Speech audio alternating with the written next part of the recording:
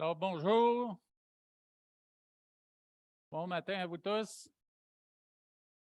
C'est bon de se retrouver à nouveau devant la parole de Dieu et un texte historique, un texte qui, malgré le fait qu'il soit historique, mais il nous enseigne par la sagesse qu'il contient. Alors, je ne vais pas commencer dans Josué chapitre 6, mais je vais commencer dans Josué chapitre 3, étant donné qu'il y a de la préparation avant d'en arriver à la victoire totale du chapitre 6 sur la ville de Jéricho. Alors, permettez-moi un instant de prière. Éternel, nous te remercions pour ces livres de ta parole, ces livres qui contiennent les événements que tu as vécus avec ton peuple alors qu'ils sont entrés en Canaan pour conquérir cette région de notre planète où il y avait beaucoup de méchanceté et beaucoup de mal. Merci d'avoir amené ton peuple à cet endroit, d'avoir pris soin d'eux, tu les as guidés, tu les as protégés, et puis tu leur as donné une grande victoire sur la méchanceté et le mal.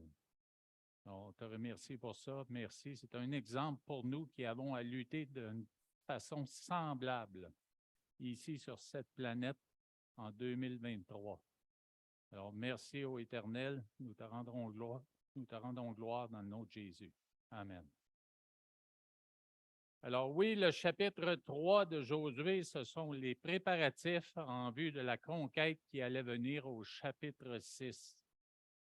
Alors, si on commence au verset 1, on voit que Josué, au verset 1, c'est un homme d'action. Il savait que Dieu allait faciliter le passage. Ils étaient à ce moment-là à 11 kilomètres de Sittim au Jourdain. Il y avait 11 kilomètres entre Sittim et le Jourdain. Et puis, ils devaient passer d'est en ouest pour s'approcher de la ville de Jéricho.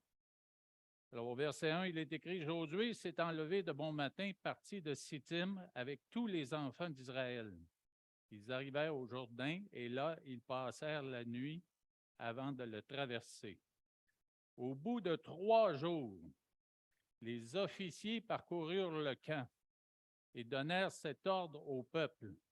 Lorsque vous verrez l'arche de l'alliance de l'Éternel, votre Dieu, portée par les sacrificateurs, les Lévites, vous partirez du lieu où vous êtes et vous vous mettrez en marche après elle. Alors, ils ont passé 3 jours.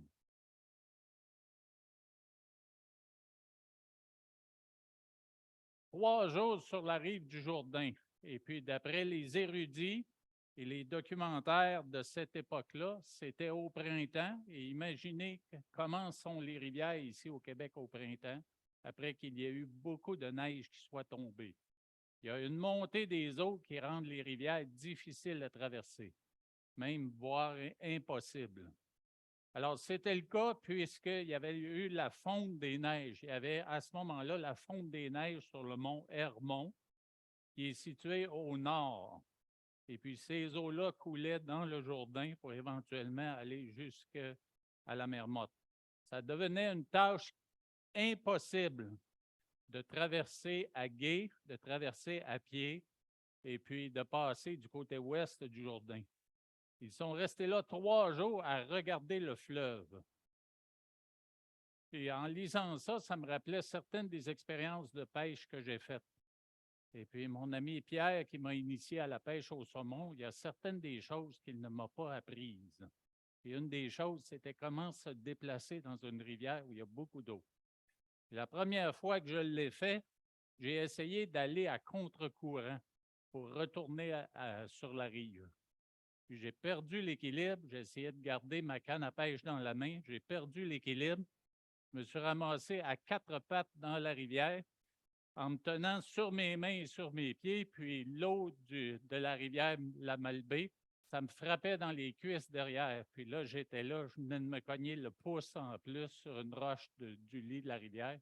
Puis je me disais, comment je vais me sortir d'ici? Seigneur, aide-moi. Alors, quand le courant est fort, c'est fort. Il y avait peut-être 3 pieds et demi d'eau dans la rivière, mais ça coulait avec force. Alors, j'imagine les Israélites sont là, sur la rive est du Jourdain, et puis il regarde pendant 3 jours les flots qui sont quand même imposants. Au soir du 3e jour, Josué leur a donné de nouvelles instructions. C'était de suivre l'arche.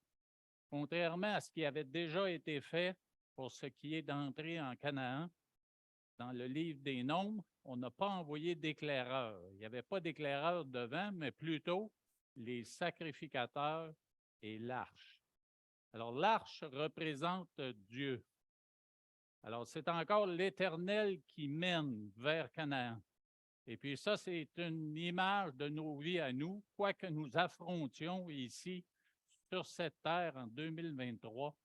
Nous devons faire très, très attention de nous assurer que l'Éternel est devant. Il arrive très, très souvent qu'on prépare des choses, qu'on s'avance dans des aventures, et puis une fois qu'on y est vraiment pris jusque-là, mais c'est là qu'on se demande pourquoi n'ai-je pas prié et recommandé cette situation à Dieu et même cherché sa sagesse avant de m'engager dans cette aventure.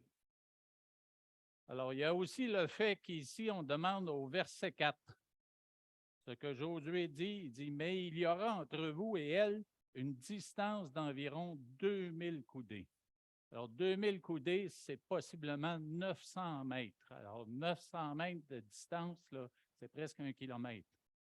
Alors, ça jouait bien sûr 2 rôles. Le premier, c'est que tous les gens sur la rive est du Jourdain, parce que c'était sûrement très large là, et imposant l'armée d'Israël qui se présentait, mais ils pouvaient voir de loin des 2 côtés l'arche qui marchait en avant avec les sacrificateurs. Et puis l'autre chose qu'on doit considérer dans notre relation avec le Seigneur, on doit éviter les familiarités et la désinvolture. On entend souvent des gens qui vont dire « Ah oui, le boss là-haut, le boss là-haut. Oui, celui qui est dans le ciel, mon chum. Là. » Avec le Seigneur, c'est pas correct de faire ça. Puis je sais qu'ici, il y a beaucoup de révérence dans cette communauté et on doit continuer d'élever notre révérence en considérant la grandeur de notre Seigneur. Il faut garder une attitude de profond respect. Alors, dans les versets 5 à 13, que je ne lirai pas, on parle de consécration avant la traversée. Josué donne des ordres de se sanctifier, c'est-à-dire se consacrer à Dieu. De la même façon, nous, dans tout ce que nous vivons ici sur la terre, quand nous avançons dans notre marche chrétienne, on doit continuellement réviser notre position devant le Seigneur, notre obéissance devant le Seigneur et se reconsacrer. C'est d'ailleurs pour ça que dans cette Église, nous parlons de baptême et nous parlons de témoignage au baptême, qui est un engagement à marcher devant le Seigneur. Alors, c'est le même ordre qui avait été donné à la génération précédente. Je vous donne la référence, c'est dans Exode 19, des versets 10 à 13. Alors, il faut se tenir dans l'attente de grands événements qui sont impossibles aux hommes. C'est ce que Josué dit au peuple. Et il y a une promesse en 6, dans les versets 6 à 8, où on parle de Josué qui sera élevé aux yeux du peuple. Sensiblement de la même façon que Moïse l'a été. Moïse a été élevé aux yeux du peuple comme étant le leader que Dieu avait choisi. Alors, si on lit ces versets, il est écrit « Et Josué dit aux sacrificateurs, portez l'arche de l'Alliance et passez devant le peuple. Ils portèrent l'arche de l'Alliance et ils marchèrent devant le peuple. L'Éternel dit à Josué, « Aujourd'hui, je commencerai à t'élever aux yeux de tout Israël, afin qu'ils sachent que je serai avec toi comme j'ai été avec Moïse. » Et ensuite, il est écrit, « Tu donneras cet ordre aux sacrificateurs qui portent l'arche de l'Alliance. Lorsque vous arriverez au bord des eaux du Jourdain, vous vous arrêterez dans le Jourdain. » Alors ici, bien sûr, on remarque que ce sont les sacrificateurs avec l'arche qui sont devant le peuple, tout le peuple, Et puis, c'est eux qui mettent les pieds dans le Jourdain en premier. Alors, pour moi, c'est une image de leadership. C'est une image de leadership dans cette Église, dans nos familles, partout où nous allons, quand nous travaillons, étant donné que le Saint-Esprit est en nous et nous représentons le Seigneur, mais nous devons démontrer du leadership avec de l'audace et du courage, peu importe ce que nous affrontons.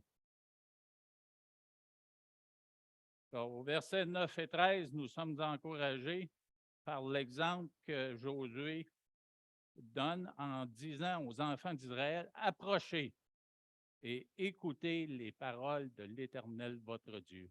Alors, c'est ce que nous faisons tous les dimanches. Nous sommes appelés à le faire individuellement, quotidiennement dans nos maisons. Prendre la parole de Dieu, nous en approcher et la lire pour nous-mêmes afin que nous puissions grandir dans la foi. Alors, Josué dit que l'arche passera devant vous et Dieu chassera 7 peuples païens de Canaan.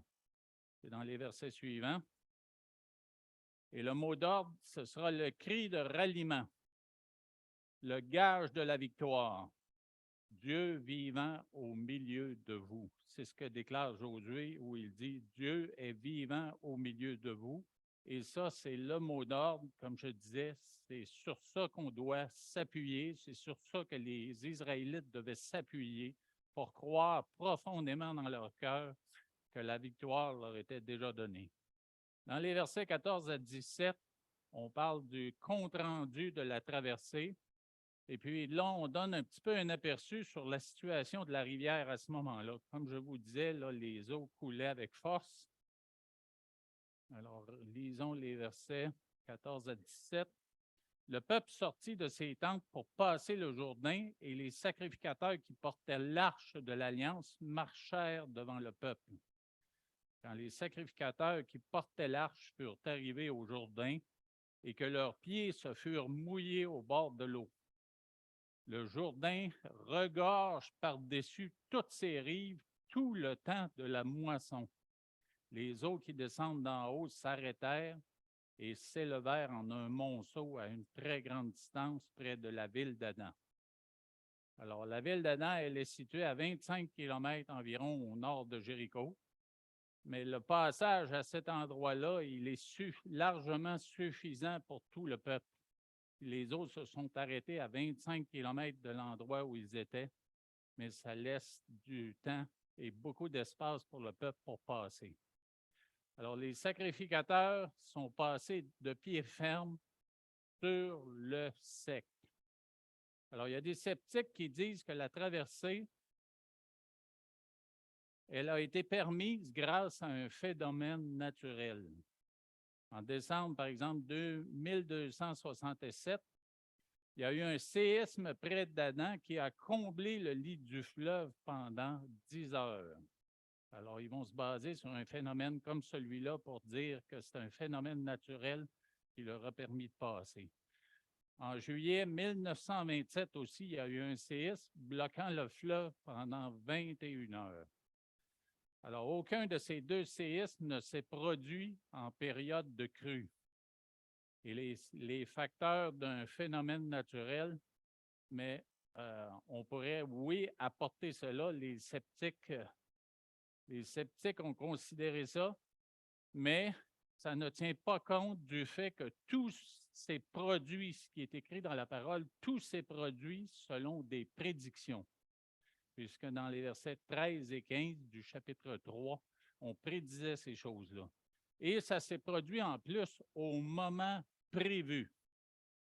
Ça s'est produit quand le fleuve était en crue et les flots ont été retenus pendant presque une journée. Et l'eau a coulé à nouveau après le passage du peuple. Alors, vous voyez un synchronisme là, qui correspond exactement à ce que Dieu avait annoncé et au temps où le peuple devait passer. Alors, il s'est produit un peu d'une chose semblable, un miracle surnaturel, plusieurs années après, plusieurs siècles plus tard, même avec Élie et Élisée, qui ont aussi traversé le fleuve le Jourdain. Alors moi, ça me fait penser, quand j'étais jeune, on avait parlé, il y avait un professeur qui était jusqu'à un point sensible aux événements de la parole de Dieu. Et puis, dans le cours de géographie, il a parlé des Juifs, des Israélites qui ont traversé la mer Rouge en sortant d'Égypte. Et puis, lui, il se moquait un petit peu des sceptiques parce que les sceptiques avaient avancé que la mer Rouge, à ce moment-là, là, il n'y avait pas beaucoup d'eau qui coulait là. C'était tout simplement un petit ruisseau. Et puis, lui, il se moquait d'eux en disant gloire à Dieu. Pourquoi? Parce que l'armée égyptienne avait été noyée par la suite dans un petit ruisseau. Alors, de la même façon, ici, là, on peut dire n'importe quoi, mais quand on considère ce qui est écrit dans la parole et puis comment Dieu a tout orchestré pour que ça se produise au bon moment, mais c'est là qu'on voit que c'est une intervention miraculeuse de Dieu pour son peuple et c'est très édifiant pour nous, les croyants. Alors, pour Israël, cet événement, ça devenait le signal d'un engagement irrévocable dans une guerre contre des ennemis nombreux et bien équipés. C'est comme si Dieu donnait son assentiment, il donnait son accord au fait que vous allez traverser, et puis à partir de ce moment-là, le conflit est commencé. Alors, c'est un engagement par la foi, c'est aussi un renoncement à la vie charnelle. On sait très bien que le peuple d'Israël, les générations précédentes, quand ils marchaient dans le désert, ils ont démontré à plusieurs occasions à quel point ils étaient encore charnels. Ils avaient besoin d'une transformation. D'ailleurs, Dieu n'a pas permis qu'ils entrent en Canaan à cause de leur péché et de leur incroyance. Alors, pour le croyant d'aujourd'hui, un tel engagement, pour nous, c'est de passer à un niveau supérieur de vie chrétienne. Ça fait peut-être des décennies que nous sommes chrétiens et nous avons maturé jusqu'à un certain niveau de foi dans ce que nous expérimentons, dans ce que nous vivons et dans ce que nous démontrons. Mais nous devons, en considérant un récit comme celui-là, alors que Dieu encourageait son peuple à vraiment foncer, à s'engager dans un combat contre le mal, à une victoire, à chercher la victoire totale avec l'aide de l'Éternel. Mais pour nous, c'est un encouragement à faire de même sur les tentations dans nos vies et sur le mal autour de nous. On voit que ça se multiplie de plus en plus, il y en a de plus en plus, et nous devons continuer d'affronter le mal avec foi, audace et courage. Alors, Canaan, c'est la terre promise, mais ce n'était pas le paradis pour les Juifs. On a tendance peut-être dans notre façon ou dans la perspective que nous avons de voir la parole et notre vie de tous les jours à comparer Canaan comme la terre promise qui représente ce que nous voyons de loin. C'est le paradis promis pour plus tard. Le paradis promis pour plus tard, il n'y aura plus de mal. Le mal, la souffrance, la tristesse, la mort, tout ça, ça va disparaître. Alors, quand Canaan, quand les Juifs sont entrés là, il y avait quand même des luttes. Il y avait quand même des défis. Alors, Canaan, c'est plus une perspective de ce que nous vivons aujourd'hui. Oui, nous sommes transformés parce que nous sommes entrés dans une relation nouvelle avec Jésus-Christ, notre Seigneur, mais nous avons encore des défis à vivre et des combats à combattre. Alors oui, il y a une similitude là, mais il faut voir que le Canaan des Israélites, c'est notre vie à nous de tous les jours, puisque nous avons à affronter les tentations et nous avons à confronter le mal. Alors, dans le chapitre 5, au début du chapitre 5, les premiers 12 versets parlent de la consécration des Israélites, la célébration de la Pâque, le rétablissement de la circoncision, l'intégration des produits du pays. Alors, ces 4 points, je ne les visiterai pas en détail du tout, mais je vais tout simplement aller au verset 13, les versets 13 à 15 qui sont très importants. Pourquoi? Parce que Josué fait une rencontre extraordinaire. Alors, Josué se retrouve se retrouve en expédition dans un sens où il est près de Jéricho et puis il semble être allé en reconnaissance devant la ville et il lève les yeux et il regarda. Et puis à sa grande surprise, voici un homme se tenait debout devant lui, son épée nue dans la main. Il alla vers lui et lui dit, « Es-tu des nôtres ou de nos ennemis? » Il répondit, « Non, mais je suis le chef de l'armée de l'Éternel. J'arrive maintenant. » Josué tomba le visage contre terre, se prosterna et lui dit, « Qu'est-ce que mon Seigneur dit à son serviteur? » Et le chef de l'armée de l'Éternel dit à Josué, « Ôte tes souliers de tes pieds, car le lieu sur lequel tu te tiens est saint. » Et Josué fit ainsi. Alors bien sûr, le dernier verset nous rappelle Moïse devant le buisson ardent, où le Seigneur lui avait dit la même chose. Mais Josué, rappelons-nous qu'on ne voit pas dans la parole qu'il avait l'expérience d'un siège d'une forteresse. Alors, il se retrouve dans cette situation-là où c'est lui le leader du peuple, et puis il n'a pas cette expérience-là, et Israël n'était probablement pas équipé de dispositifs de siège. Dans les documentaires qu'on a pu voir, on voit des catapultes, on voit des béliers, on voit toutes sortes d'équipements qui sont assez imposants pour détruire les murs ou enfoncer les portes d'une forteresse. Mais les peuples d'Israël n'étaient pas équipés de ces choses-là. Alors, bien sûr, derrière eux, le Jourdain empêchait toute retraite. Je ne pense pas que le Seigneur ait de la même manière arrêté les eaux du Jourdain si le peuple avait tourné les talons pour repartir dans l'autre direction. Alors, le Seigneur leur montrait aller de l'avant et continuer. D'un autre côté, ils ne pouvaient pas non plus contourner la ville puis la laisser telle qu'elle était, mais ça exposerait le peuple resté à Gilgal, composé des femmes, des enfants, du bétail, des biens, etc., etc. Ça les exposait aux incursions ennemies. Alors, vous voyez que la seule direction dans laquelle Josué pouvait aller avec le peuple, c'était d'aller vers la forteresse et puis voir ce que Dieu allait préparer pour eux. Alors, Josué a été dérangé dans ses réflexions. Il vit un soldat en armes devant lui. Il se posait la question, ami ou ennemi? Et un ami ne devait pas brandir une épée. Ça, c'était les ordres que Josué avait donnés jusqu'à nouvel ordre. Tout ce qu'il devait faire, c'est s'approcher de la ville puis en faire le tour. Une fois par jour pendant 6 jours et 7 fois la 7e journée. Alors, l'épée, c'est une représentation du fait que Dieu en avait fini avec sa patience pour ce qui est des Amoréens. Les Amoréens, c'est eux qui occupaient la ville de Jéricho. Et puis, cette épée-là montre que le jugement ne serait plus retardé. Alors, c'est une évidence du jugement qui allait tomber. C'est sûr que Josué, en le voyant, a pu être tenté lui-même de sortir son épée et de combattre. Mais il y a quelque chose qui lui a dit que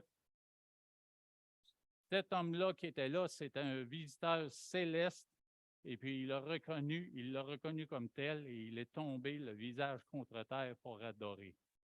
Et il pose la question, qu'est-ce que mon Seigneur dit à son serviteur? Alors, la présence de Dieu sanctifie un lieu étrange et impur. Alors, c'est nous, avec le Saint-Esprit qui nous habite, nous allons dans n'importe quel lieu avec la présence de Dieu qui nous accompagne, mais nous pouvons éventuellement voir une sanctification de ces lieux-là puis une transformation. Dans le chapitre 6, c'est la destruction ou la prise de Jéricho plutôt.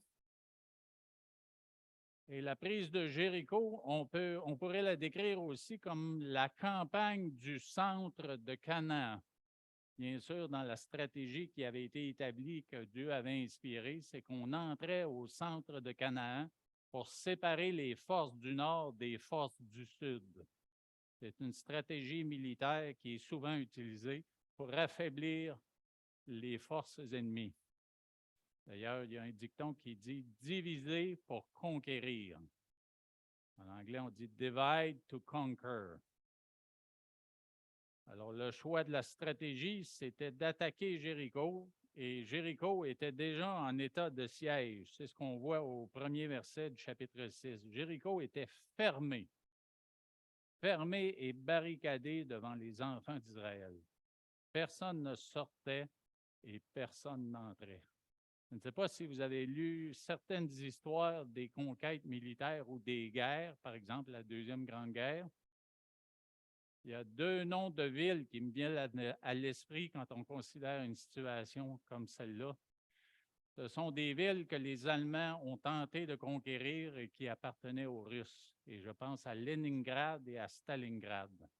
Ce sont des villes qui ont vraiment souffert à l'intérieur parce que le siège a duré très, très longtemps, puis ils ont manqué de nourriture et puis il s'est produit des atrocités dans ces villes pour que les gens réussissent à survivre.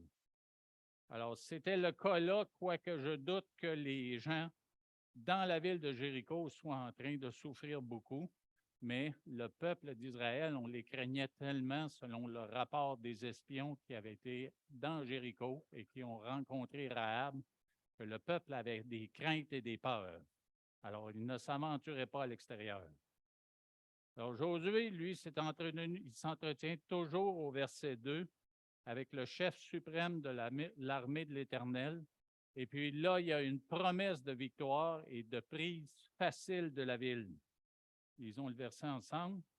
L'Éternel dit à Josué, « Vois, je livre entre tes mains Jéricho et son roi, ses vaillants soldats. » Alors, le temps du verbe ici, on l'appelle ça un présent qui est prophétique. C'est une action future qu'on considère déjà accomplie. La parole divine constitue toujours un gage de victoire. Nous devons nous appuyer sur les promesses de la parole continuellement pour vivre une vie victorieuse dans le Seigneur. Alors, dans les moments d'abattement, de découragement et de désespoir, retournez aux promesses de la parole. Cherchez les promesses du Seigneur pour vous et pour une vie chrétienne victorieuse. Alors, le plan de bataille qui est défini là, je ne sais pas si on peut l'appeler un plan de bataille. On ne considère pas avec des armes habituelles comme bélier, échelle de siège, corde, grappin, etc. Mais c'est plutôt une marche quotidienne. C'est comme une balade. Marche quotidienne pendant 6 jours autour de la ville. Et puis la ville, je pense qu'on pouvait faire le tour de cette ville-là en 30 minutes. J'avais ça dans mes notes quelque part, mais pas ici. Alors, 7 sacrificateurs procèdent ou précèdent plutôt l'arche au son de trompette. Alors, le 7e jour, 7 fois le tour de la ville et grand cri. Notre frère ce matin a utilisé le chiffre 7 en parlant des 7 « Je suis » de Jésus. Puis je me disais, c'est particulier que notre frère parle de 7 ce matin. Mais moi, je vais vous parler de 7 sacrificateurs, 7 trompettes, une stratégie qui durera 7 jours. C'est terminé par 7 tours de ville le 7e jour. Alors, est-ce que le chiffre 7 est important pour le Seigneur? Oui. Le chiffre 7 représente la complétude. Alors, c'est un chiffre qui représente ce qui est parfait. Et puis, les trompettes retentissantes proclament la présence de Dieu. Dans le psaume 24, il est écrit « Le roi de gloire allait ouvrir les portes de la ville. » C'est lui-même, le Seigneur, qui allait ouvrir les portes de la ville. Josué obéissait sans condition. Et il prend les ordres qu'il a reçus du commandant en chef et il les transmet aux sacrificateurs et aux soldats. Alors, quelles sont les étapes de la prise de Jéricho? Premièrement, dans les versets 8 et 9, on voit une sortie du camp en une longue procession, avec un avant-garde des hommes d'armée qui marchaient devant, 7 sacrificateurs portant 7 trompettes retentissantes. L'arche de l'Alliance de l'Éternel allait derrière eux, une arrière-garde qui suivait l'arche, et tout ça pendant la marche, on sonnait des trompettes. Au verset 10 et 11. On voit que ça devait être un étrange et long défilé serpentant autour de la ville. Comme je vous disais, la ville avait une surface de 4 à 5 hectares et puis ce qui représente 0,05 km². On pouvait en faire le tour à une vitesse de marche en 30 minutes. Alors, imaginez la surprise des Cananéens, des gens dans Jéricho qui regardent cette procession-là, ce défilé-là qui fait le tour de la ville. Eux sont prêts à combattre, ils s'attendent à ce que quelque chose se produise, et puis les Israélites retournent au camp tranquillement.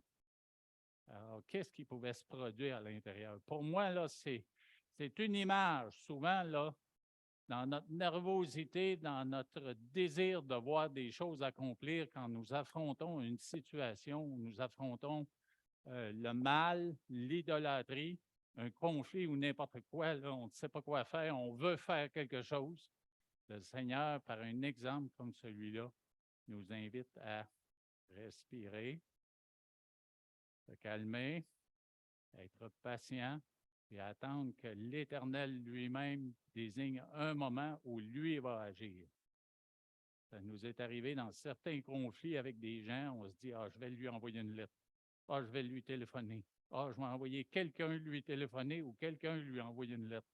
Puis on planifie toutes sortes de choses dans notre esprit pour régler la situation le plus vite possible. Alors que nous sommes invités à nous calmer, demander au Seigneur d'agir. Et quand lui nous dit, c'est maintenant que tu dois y aller, mais c'est là qu'on y va. Alors, le défilé, il est très étrange. Ça serpentait autour de la ville. On a fait de même pendant 6 jours. C'est une curieuse stratégie qui testait non seulement la patience des Israélites qui, à l'intérieur, désiraient probablement passer à l'action, mais ça testait la foi des Israélites aussi. Parce que c'est Dieu qui a dit que la ville, c'est lui qui la prendrait. Alors, pas de plainte, pas de doute ou de questionnement de la part de cet homme-là, ce leader-là, Josué, qui était en charge. Il obéissait avec une pleine foi en l'Éternel. Il y avait des risques. Bien sûr, les risques que les Israélites derrière lui s'impatientent et critiquent, comme c'est arrivé dans le désert avec l'autre génération. Bien sûr, il y avait sûrement des moqueries qui venaient des Cananéens. Puis il pouvait aussi peut-être y avoir une attaque surprise si les gens dans Jéricho avaient eu assez de courage pour sortir. Ils auraient pu profiter du fait que les Juifs retournaient au camp et avaient le dos tourné. Ils auraient pu profiter d'une situation comme celle-là pour les surprendre et en tuer plusieurs. Alors Dieu demandait la soumission des Israélites et pour eux, c'était un défi quotidien qui aurait pu sembler routinier avant la pleine révélation de la gloire de Dieu. C'est la même chose pour nous dans nos temps de dévotion, dans les choses simples que le Seigneur nous demande de faire, d'agir, de considérer, mais ça peut prendre du temps avant que nous voyions des résultats dans une certaine situation. Et puis le Seigneur, au travers de tout ça, il nous enseigne la patience, il nous enseigne à persévérer. Par la foi, victoire sur la peur de l'ennemi. Victoire aussi sur la peur du ridicule et victoire sur la peur du mépris. Alors, nous devons, nous aussi, appliquer cette victoire-là du calme. C'est dans le calme que sera notre victoire. C'est le Seigneur qui agit. Alors, dans l'histoire du peuple de Dieu, la foi venait d'atteindre un très haut degré. Alors que les Israélites s'impatientaient dans le désert et voulaient vraiment voir avancer les choses. Mais dans ce cas-ci, la foi des Israélites sont restés derrière leur leader. Ils sont restés patients. Il n'y a pas eu de révolte, il n'y a pas eu de critique.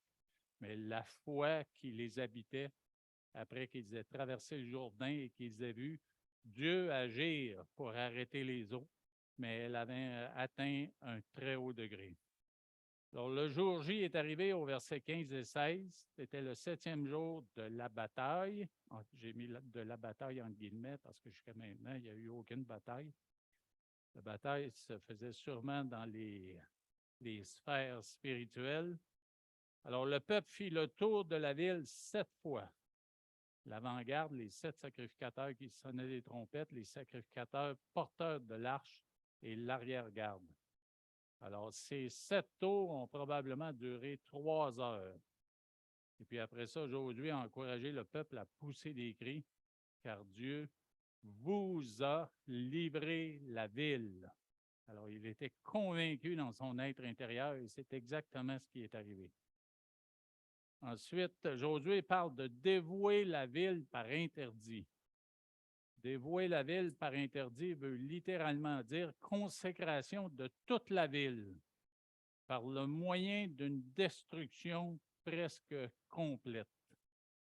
Alors, Rahab et sa famille ont été épargnés à cause d'une promesse, mais la crainte de Dieu, l'amour du peuple de Dieu et l'amour de son prochain ont fait que Rahab, elle a obtenu cette promesse-là des 2 espions israélites.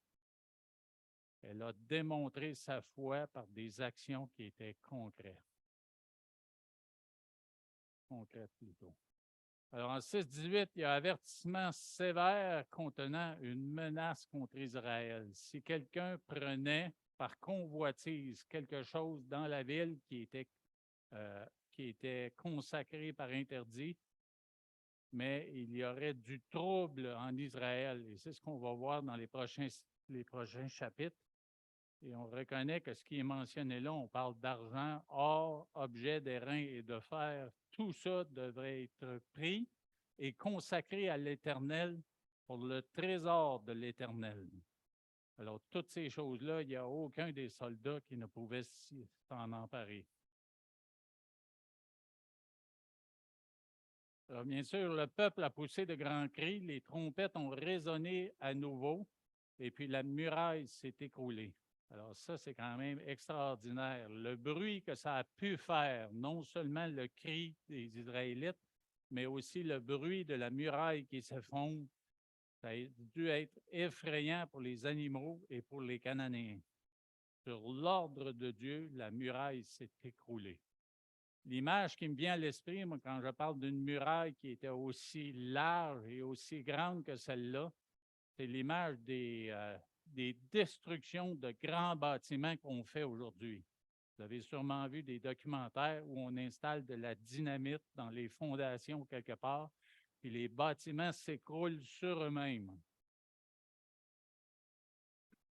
Bien sûr, il y en a qui ne se passe pas exactement comme ça c'était prévu, là, mais on voit quand même, on a une idée là, de ce qui a pu se produire à ce moment-là, sauf que la dynamite n'était pas inventée à ce moment-là. Et c'est vraiment Dieu qui a accompli cette grande destruction.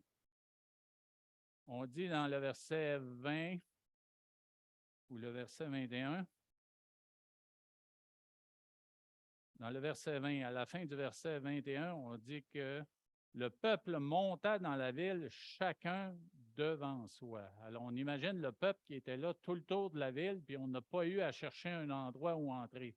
Le seul endroit possiblement qui n'avait pas été détruit, c'est l'endroit où se trouvait la résidence de Rahab et de sa famille, puisqu'ils ont pu être secourus et puis personne n'a été blessé de sa famille ou tué pendant la destruction du mur. Alors ça, c'est un bon argument pour les sceptiques qui diraient que c'est un tremblement de terre qui a détruit cette ville-là. C'est un phénomène naturel. Alors, comment est-ce qu'un phénomène naturel peut créer une exception comme celle-là? Une portion de la muraille où était le ruban cramoisi, c'est le seul endroit qui n'a pas été détruit. Alors, il y a eu consécration par destruction. Ça me rappelait dans Actes 19 et 19. Où il est écrit, il y a un certain nombre de ceux qui avaient exercé les arts magiques. Et c'est dans un contexte où des gens viennent à la foi et puis ils veulent consacrer par destruction à l'Éternel les choses qu'ils utilisaient dans les cultes qu'ils faisaient, là. Et puis là, il est question de livres. Alors, ceux qui avaient exercé les arts magiques, ayant apporté leurs livres, les brûlèrent devant tout le monde. On en estima la valeur à 50 000 pièces d'argent. J'ai vu des témoignages, moi, quand je suis venu à la foi chrétienne, de gens, d'adultes, qui avaient des collections à n'en plus finir de, non pas, je ne dirais pas des CD, parce que dans ce temps-là, ça n'existait pas. C'était des vinyles, des 33 tours ou des 45 tours, de toutes sortes de musique. Puis de musique vraiment qui pouvait être violente, de musique qui pouvait être vraiment mauvaise pour ce qui est non seulement de la musique, mais surtout des paroles. Et puis ces gens-là ont pensé qu'ils pourraient peut-être vendre ces collections-là pour faire des sous. Puis ils ont été interpellés par des chrétiens à dire, est-ce que tu voudrais que quelqu'un utilise ces collections-là pour les écouter alors que c'est mauvais, alors que c'est méchant, alors que c'est mal? Ces gens-là ont été convaincus dans leur cœur qu'il fallait les détruire. Destruction complète, ce qui est arrivé ici en Canaan. Alors, tout a été offert à l'Éternel à titre de prémisse du pays. Alors, c'est un concept dans la parole qui existe et qui est présenté à plusieurs endroits. Tout ce qui est retiré, tout ce qu'on reçoit comme revenu, tout ce qui est gagné, tout ce qui, dans ce temps-là, serait butin, mais doit être remis et consacré à l'Éternel. Alors, les prémices, dans ce cas-ci, ou dans les cas dont je vous parle, c'est les prémices d'une récolte à Dieu. Ça démontre la foi en Dieu pour de nouvelles récoltes. Tandis que dans ce cas-ci, ce sont des prémices qui annoncent ou qui déclarent la foi de ceux qui se sont emparés de ces choses-là. Ça déclare la foi qu'ils vont pouvoir avoir d'autres victoires par la suite et récolter d'autres butins. Alors, ça annonce les futures conquêtes contenant du butin pour le peuple. Alors, le respect de l'interdit signifiait aussi la mise à mort des humains et des animaux. Ça dérange les lecteurs de la Bible qui ne connaissent pas le grand contexte. La destruction ou la mise en réserve de tout le reste, le peuple devait donc tout abandonner et ne rien prendre. Alors, il faut considérer ici, comme vous voyez à l'écran, que Dieu possède le droit de juger les individus et les nations qui commettent les péchés, le péché. Alors, il y a des preuves que les Cananéens avaient mis le comble à leur péché d'idolâtrie et d'immoralité. Comme je disais, ça dérange les gens de lire ces massacres-là dans la Bible. Mais quand on connaît pour avoir des connaissances en archéologie de tout ce que l'archéologie démontre concernant le mal qui était fait par les Cananéens, entre autres, dans le domaine de la prostitution idolâtre. Il y avait des cultes d'idolâtrie où on rendait gloire aux faux dieux et puis en même temps, mais on commettait les péchés de débauche et de prostitution. Il y avait aussi la question de sacrifice des enfants en bas âge. Il y avait des statues qui étaient préparées pour ça, où on brûlait les enfants. Et puis ça, c'était des abominations. Il y a un homme qui s'appelle Gleason Archer, comme vous voyez dans le bas de l'écran. Il a écrit, lui, dans un livre ou une série de livres sur l'introduction à l'Ancien Testament, il a écrit « L'influence corruptrice des pratiques cananéennes, en particulier la prostitution sacrée et les sacrifices des enfants en bas âge, pouvaient plus tard contaminer la foi et le service de Dieu, d'où la nécessité d'éliminer les Cananéens eux-mêmes. » Ça, c'est comme un virus ou une bactérie dans un endroit ou une moisissure dans un endroit. On peut entrer dans cet endroit-là, s'installer pour y vivre, mais il y a de forts risques qu'on en souffre. De forts risques qu'on en souffre.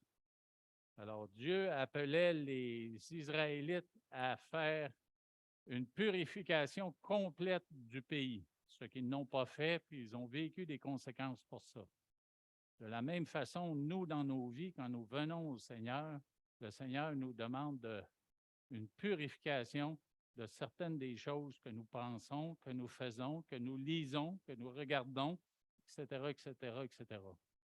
Et c'est la même chose, c'est nous pouvons avoir une influence sur le monde qui nous entoure pour montrer aux gens ces abominations, pour que les gens se réveillent spirituellement, intellectuellement, émotionnellement, de toutes les façons, pour qu'ils réalisent que c'est mal ce dans quoi ils se vautrent, ce qu'ils côtoient, ce qu'ils recherchent, mais nous pourrons avoir une influence qui va amener ces gens-là à considérer Dieu et les choses de Dieu. Alors, les Cananéens étaient appelés, pas les Cananéens, les Israélites étaient appelés à se débarrasser des Cananéens et de détruire tout le monde dans Jéricho. C'est une preuve de toute la corruption et le mal qui existait là.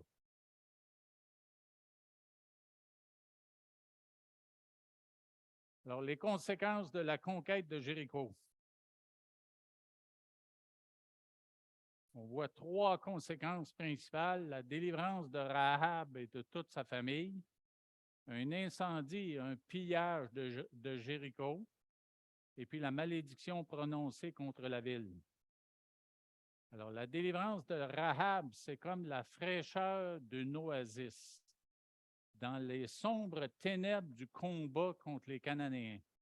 Alors, cette entrée-là dans ce monde de ténèbres pour éliminer les choses, mais quand même trouver comme un joyau dans la saleté de la terre, c'est trouver un joyau de foi dans une femme qui lui permet de se sauver elle-même et de sauver toute sa famille par la foi qu'elle a exprimée.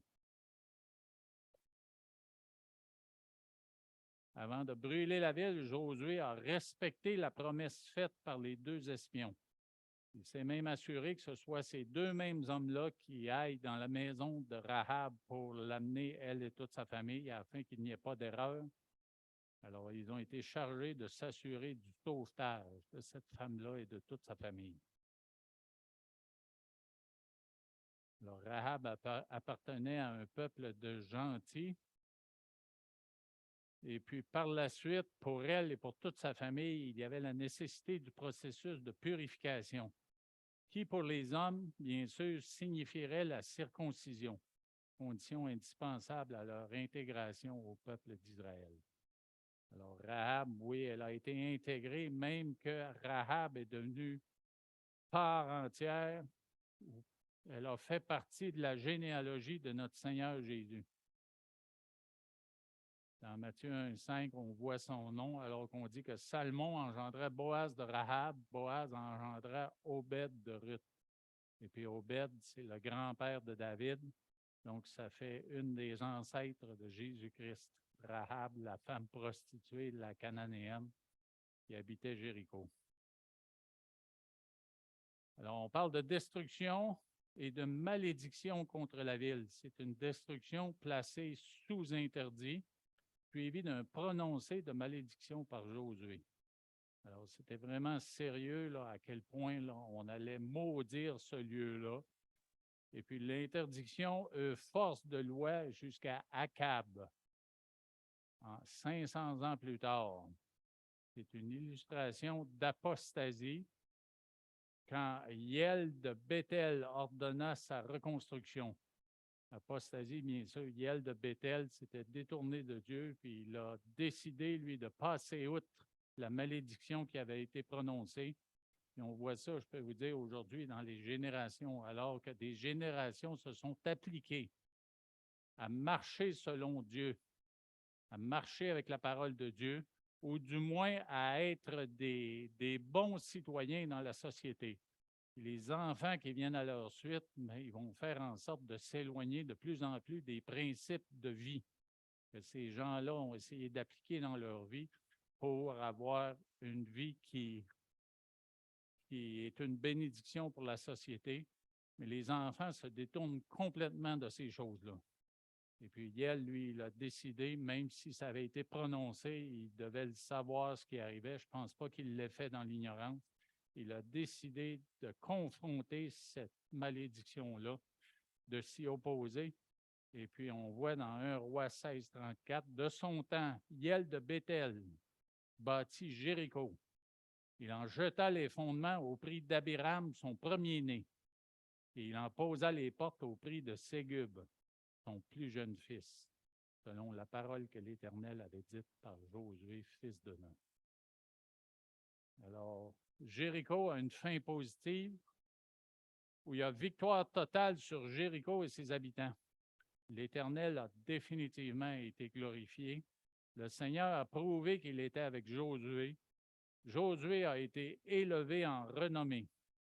Et la victoire n'est pas venue du génie militaire ou de la puissance des soldats ou des chevaux, mais c'est une victoire qui a été celle de Dieu du début à la fin, et c'est une victoire de la foi absolue de Josué et de son peuple.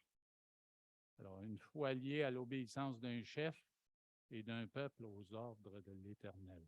Alors, nous avons à prendre exemple, non seulement sur Josué, mais aussi sur le peuple, qui ont décidé de marcher dans les voies de Dieu, lui faire confiance pour ce qui est de la traversée du Jourdain et lui faire confiance pour ce qui est d'abattre cette grande forteresse pour pouvoir la conquérir.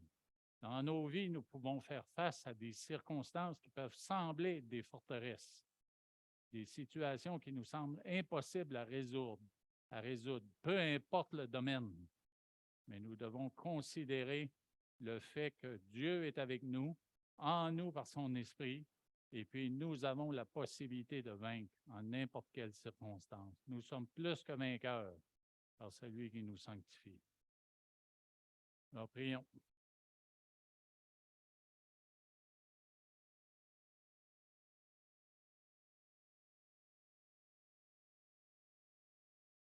Oui, nous voulons te remercier, Éternel, pour ta parole. Merci pour cette œuvre littéraire qui contient des livres poétiques, des livres théologiques, des livres historiques, et peu importe le type de littérature que nous lisons dans ta parole, mais ça vient nous encourager et nous édifier. Ça vient nous instruire dans les choses de Dieu, sur la personne de Dieu lui-même et sur son œuvre accomplie en Jésus-Christ par la mort sur la croix. Et ici, ce matin, quelqu'un a des doutes quant à cette œuvre-là comme étant la seule nécessaire pour être sauvé. Je te prie, ô Éternel, d'intervenir dans leur vie et d'amener cette conviction-là dans leur cœur qu'ils doivent s'engager sur le chemin du salut par Jésus-Christ seulement, comme Jésus a dit, « Je suis le chemin, la vérité et la vie ». J'ai parlé au cœur de mes frères et de mes sœurs. Ils ont un défi à relever. Ils ont une bataille à vivre dans les prochains jours, dans les prochains mois, peu importe dans quel domaine. Je prie au Éternel de leur donner le courage et la sagesse. Premièrement, de se confier en toi. Deuxièmement, de faire ce qui est nécessaire, que tu leur donnes de faire, afin qu'ils puissent voir ta gloire révélée par ce qu'ils ne peuvent pas faire. Tu es un Dieu des impossibilités. Et on te remercie parce que quand nos moyens à nous se terminent, toi, tu prends en charge de tout le reste. C'est pourquoi, avant même d'entrer dans des projets qui semblent difficiles et impossibles, mais nous voulons te les recommander. Surtout, ô Éternel, si ça concerne la propagation de la bonne nouvelle, l'annonce de la bonne nouvelle. On fait cette prière pour tous les missionnaires qui ont à vivre des situations difficiles, entre autres dans les pays qui s'opposent à l'Évangile. Je pense aux pays communistes, je pense aux pays musulmans. Je prie de faire avancer, Seigneur, ces œuvres et puis de faire tomber les forteresses de résistance des hommes et des femmes qui pensent qu'ils sont mieux de ne pas croire en Dieu, le seul créateur du ciel et de la terre. Va de l'avant, ô Éternel, et abat ces forteresses afin que ta parole continue d'avancer pour convaincre des cœurs. Merci pour ce temps. Bénis mes frères et mes sœurs. Prends soin d'eux cette semaine. Protège-les, ô Éternel, puis ouvre les portes afin qu'ils puissent annoncer la bonne nouvelle de Jésus. C'est en son nom que nous prions. Amen. Bonne journée, frères et sœurs. Bonne semaine.